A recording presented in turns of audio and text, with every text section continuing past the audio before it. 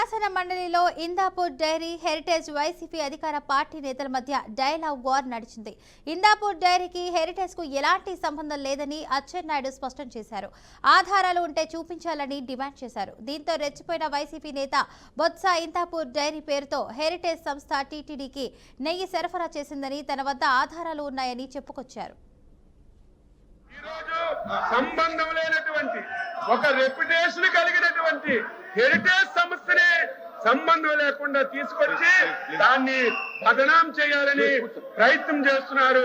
బొత్స సత్యబాబు గారికి మళ్ళీ అడుగుతున్నాను, నేను మొన్న చిన్న ఆధారం ఉన్నా చూపించమంటే ఆయన ఆధారం సీట్ ప్యాకెట్ చూపించి దానికి నెయ్యి అని చెప్పారు. అందుకే లీగల్ నోటీసులు కూడా ఇచ్చాం. ఆన్సర్ చేయండి.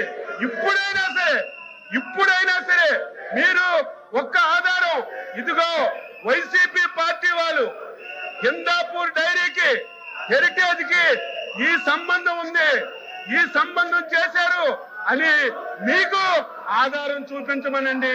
ఆ ఆధారాన్ని మీరు సభలో చదివి చర్చకు అనుమతించండి. ఎంతసేపు అయినా సమాధానం చెప్పడానికి సిద్ధంగా ఉన్నాం. చెప్తున్నది ఏదైతే ఇందిరాపూర్ అనే సంస్థతో వెనక ఉండి ఏదైతే రాష్ట్రాన్ని దోచుకుంటుందో, చంద్రబాబు నాయుడు కుటుంబం ఏదైతే దోచుకుంటుందో దానే చెప్తాను. ముందు ఎవరైతే ఆ దేవదేవులను తీసుకొచ్చి బీజేపీకి దోపిడీ చేస్తామని ఎప్పుడైతే ఇలాంటి పరిస్థితులు ఎక్కడైనా ఈ రాష్ట్రంలో చూసామని చర్చ రండి.